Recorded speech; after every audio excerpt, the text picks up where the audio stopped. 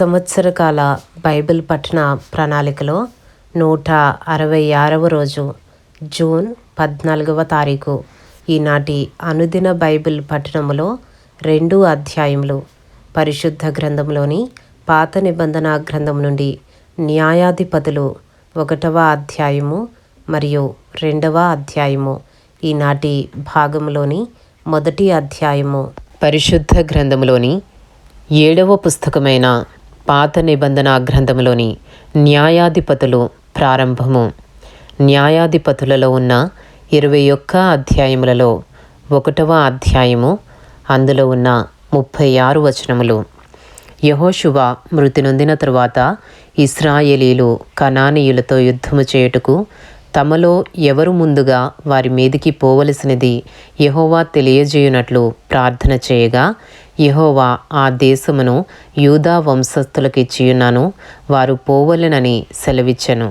అప్పుడు యూదా వంశస్థులు తమ సహోదరులైన షిమ్యోనీయులతో, మనము కనానీయులతో యుద్ధము చేయుటకు మా వంతులోనికి మాతో కూడా రండి, మేమును మీతో కూడా మీ వంతులోనికి వచ్చేదమని చెప్పగా, షిమ్యోనీయులు వారితో కూడా పోయిరి. కనానీయుల మీదికి యూదా వంశస్థులు పోయినప్పుడు యెహోవా కనానీయులను పెరిజ్జీయులను వారికి అప్పగించెను. గనుక వారు బెజెకులో 10,000 మంది మనుషులను హతము చేసిరి. వారు బెజెకులో అదోనీ బెజెకును చూచి వానితో యుద్ధము చేసి కనానీయులను పెరిజ్జీయులను హతము చేసిరి.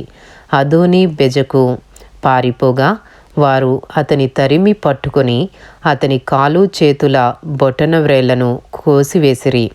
అప్పుడు అదోనీ బెజెకు తమ కాళ్ళు చేతుల బొటన వ్రేళ్ళు కోయబడిన 70 మంది రాజులు నా భోజనపు బల్ల క్రింద ముక్కలు ఏరుకొనుచుండిరి.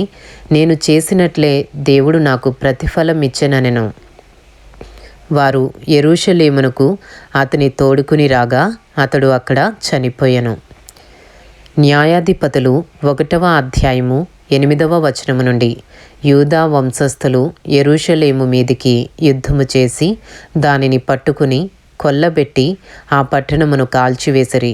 తరువాత యూదా వంశస్థులు మన్యముల యందును దక్షిణ దేశమందును లోయ యందును నివసించిన కనానీయులతో యుద్ధము చేయుటకు పోయిరి.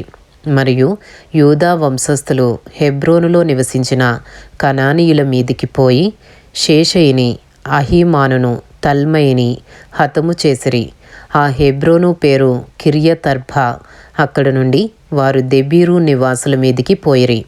పూర్వము దెబీరు పేరు కిర్యత్ సేఫెరు. కాలేబు కిర్యత్ సేఫెరును పట్టుకుని కొల్లబెట్టువానికి నా కుమార్తె అయిన అక్సాను ఇచ్చి పెండ్లి చేసేదనని చెప్పగా, కాలేబు తమ్ముడైన కనజు కుమారుడగు ఒత్నీయేలు దాని పట్టుకునెను. గనుక కాలేబు తన కుమార్తె అయిన అక్సాను అతనికిచ్చి పెండ్లి చేసెను. ఆమె తన పెనిమిటి ఇంట ప్రవేశించినప్పుడు తన తండ్రిని ఒక పొలము అడుగుటకు అతనిని ప్రేరేపించెను. ఆమె గాడిదను దిగగా కాలేబు నీకేమి కావలెనని అడిగెను. అందుకామె దీవెన దయచేయుము, నాకు దక్షిణ భూమి ఇచ్చియున్నావు, నీటి మడుగులను కూడా నాకు దయచేయుమనెను. అప్పుడు కాలేబు ఆమెకు మెరక మడుగులను పల్లపు మడుగులను ఇచ్చెను. న్యాయాధిపతులు 1వ అధ్యాయంలో ఉన్న 16వ వచనము నుండి. మోషే మామయైన కేయిను కుమారులు యూదా వంశస్థులతో కూడా ఖర్జూర చెట్ల పట్టణములో నుండి అరాదు దక్షిణ దిక్కులోని యూదా అరణ్యమునకు వెళ్ళి అక్కడ చేరి ఆ జనముతో నివసించిరి. యూదా వంశస్థులు తమ సహోదరులైన షిమ్యోనీయులతో కూడా పోయి జెఫతులో నివసించిన కనానీయులను హతము చేసి పట్టణమును నిర్మూలము చేసి ఆ పట్టణమునకు హోర్మా అను పేరు పెట్టిరి. హోర్మా అనగా నిర్మూలము అని అర్థము. యూదా వంశస్థులు గాజాను దాని ప్రదేశమును, అష్కెలోనును దాని ప్రదేశమును, ఎక్రోనును దాని ప్రదేశమును పట్టుకొనిరి. యెహోవా యూదా వంశస్థులకు తోడయ్యున్నందున వారు మన్య దేశమును స్వాధీనపరుచుకొనిరి. అయితే మైదానమందు నివసించు వారికి ఇనుప రథములున్నందున వారిని వెళ్ళగొట్టలేకపోయిరి. మోషే చెప్పినట్లు వారు కాలేబుకు హెబ్రోనునియ్యగా అతడు 3 అనాకీయులను అక్కడి నుండి పారదోలి దానిని స్వాధీనపరుచుకొనెను. యెరూషలేములో నివసించు యెబూసీయులను బెన్యామీనీలు వెళ్ళగొట్టలేదు.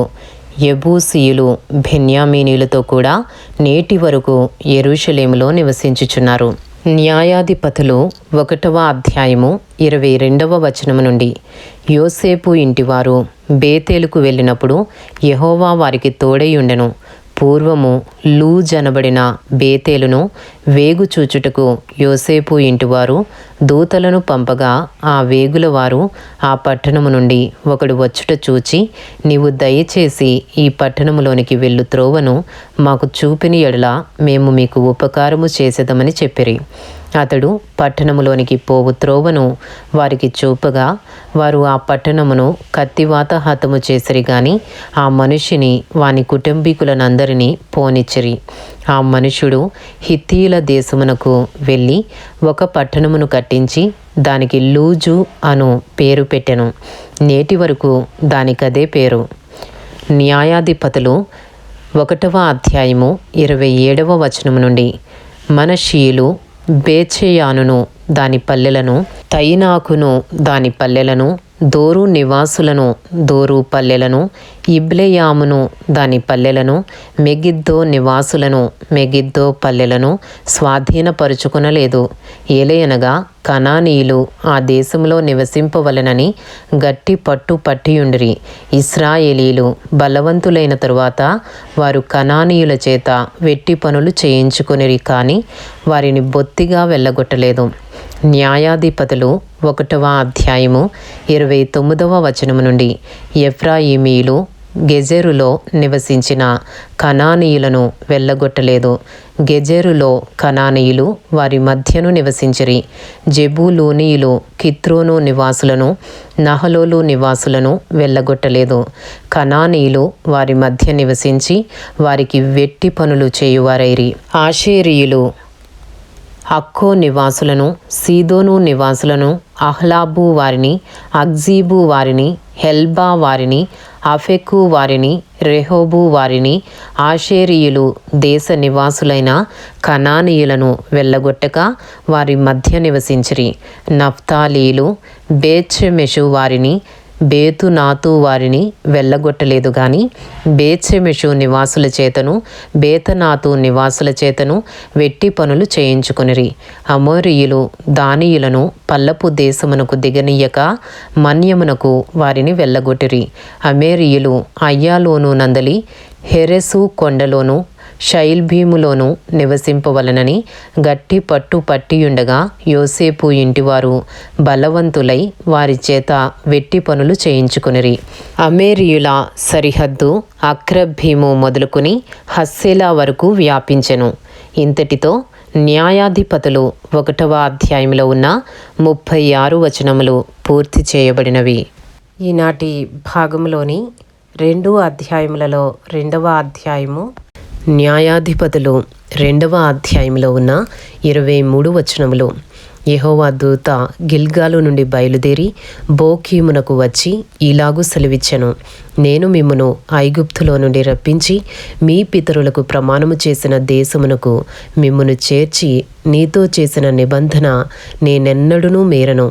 మీరు ఈ దేశ నివాసులతో నిబంధన చేసుకొనకూడదు.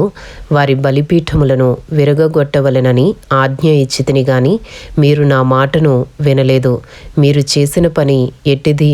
కావున నేను మీ ఎదుట నుండి ఈ దేశ నివాసులను వెళ్ళగొట్టను. వారు మీ ప్రక్కలకు సోలములుగా నుందురు. వారి దేవతలు మీకు ఉరిగా నుందురని చెప్పుచున్నాను. యెహోవా దూత ఇశ్రాయేలీయులందరితో ఈ మాటలు చెప్పగా జనులు ఎలుగెత్తి ఏడ్చిరి. కాగా ఆ చోటికి బోకీమను పేరు పెట్టబడెను. బోకీము అనగా ఏడ్పు అని అర్థము. అక్కడ వారు యెహోవాకు బలి అర్పించిరి. న్యాయాధిపతులు 2వ అధ్యాయము 6వ వచనము నుండి. యెహోషువ జనులను వెళ్ళనంపినప్పుడు ఇశ్రాయేలీయులు దేశమును స్వాధీనపరచుకొనుటకు తమ స్వాస్థ్యములకు పోయిరి. యెహోషువ దినములన్నిటను యెహోషువ తరువాత ఇంకా బ్రతికిన వారై యెహోవా ఇశ్రాయేలీల కొరకు చేసిన కార్యములన్నిటినీ చూచిన పెద్దల దినములన్నిటను ప్రజలు యెహోవాను సేవించుచూ వచ్చిరి. నూను కుమారుడును యెహోవాకు దాసుడునైన యెహోషువ 110 సంవత్సరముల వయసు గలవాడై మృతి నొందినప్పుడు అతని స్వాస్థ్యపు సరిహద్దులోనున్న తిమ్నత్ సెరహులో జనులతని పాతిపెట్టిరి. అది ఎఫ్రాయిమీల మన్యమందలి గాయుషు కొండకు ఉత్తర దిక్కుననున్నది. న్యాయాధిపతులు 2వ అధ్యాయము 10వ వచనము నుండి. ఆ తరము వారందరూ తమ పితరుల యొద్దకు చేర్చబడిరి.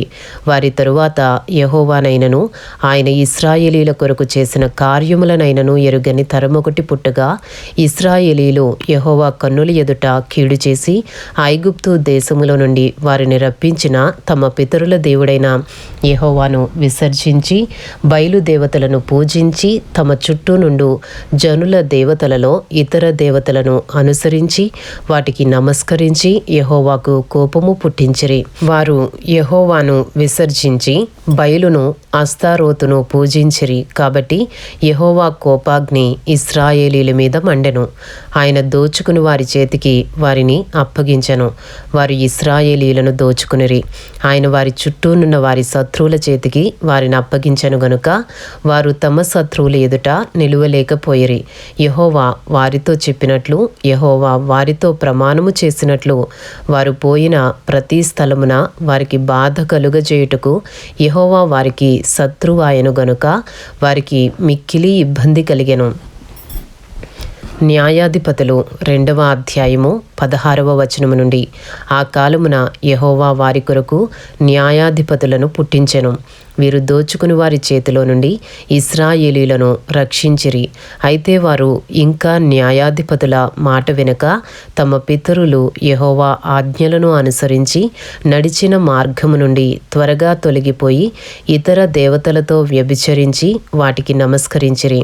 తమ పితరులు ఆ ఆజ్ఞలను అనుసరించినట్లు వారు నడువకపోయిరి. తమ శత్రువులు తమను బాధింపగా వారు విడిచిన నిట్టూర్పులు యెహోవా విని సంతాపించి వారి కొరకు న్యాయాధిపతులను పుట్టించి ఆయా న్యాయాధిపతులకు తోడయుండి వారు దినములన్నిటను వారి శత్రువుల చేతులలో నుండి ఇశ్రాయేలీలను రక్షించెను.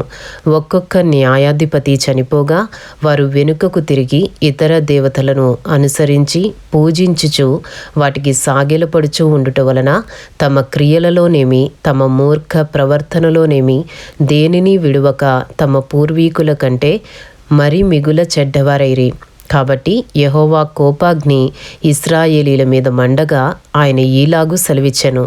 ఈ ప్రజలు నా మాట వినక వీరి పితరులతో నేను చేసిన నిబంధనను మీరుదురు గనుక నేను నియమించిన విధిని అనుసరించి వారి పితరులు నడిచినట్లు వీరును యెహోవా విధిని అనుసరించి నడుచుదురో లేదో ఆ జనముల వలన ఇశ్రాయేలీలను శోధించుటకై యెహోషువ చనిపోయిన కాలమున శేషించిన జనములలో ఏ జనమును వారి ఎదుట నుండి నేను వెళ్ళగొట్టను. అందుకు యెహోవా ఆ జనములను యెహోషువ చేతికి అప్పగింపకయు శీఘ్రముగా వెళ్ళగొట్టకయు మాని వారిని ఉండనిచ్చెను. ఇంతటితో న్యాయాధిపతులు 2వ అధ్యాయంలో ఉన్న 23 వచనములు పూర్తి చేయబడినవి. ఈనాటి భాగంలోని 2 అధ్యాయములు న్యాయాధిపతులు 1వ అధ్యాయము మరియు 2వ అధ్యాయము పూర్తి చేయబడినవి. Thank you lord.